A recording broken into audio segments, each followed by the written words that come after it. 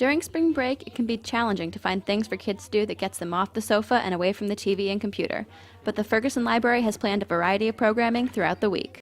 On Tuesday, the library hosted Inside the Artist Studio, where kids enjoyed the opportunity to learn what it really takes to write and illustrate a children's book.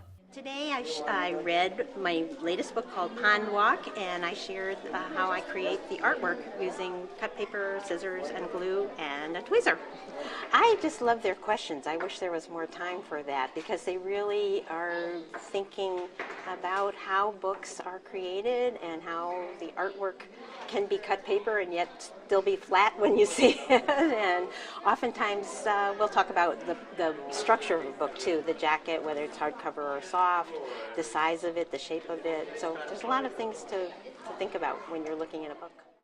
And while the pictures are important, Wallace says she tries to improve the vocabulary of children by adding difficult words, such as in her most recent book, limnologist.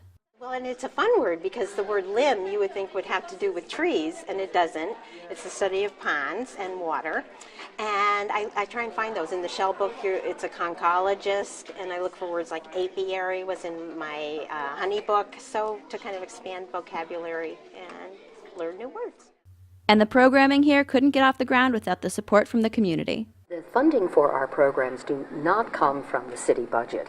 All of our programs are funded by the Friends of the Library, and they raise funds through their bookshops, mainly through sale of used books. So we really are really grateful because, as you know, we have a very, very tight budget.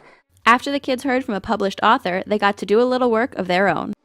There's no wrong answer, and you can create anything you want, and whatever you like is what you should draw. I like to do elephants, so I decided to make one because I like when they shoot water. It reminds me of on a hot summer day. Making art. What are you going to make? The Death Star. It's because you can make anything you want.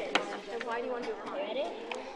Because the people swim because it's a nice day to swim in the pond. We could draw and paint. All this week, the library will continue to hold programming geared towards education. We try to do a cultural educational program every day of the week so that families have options.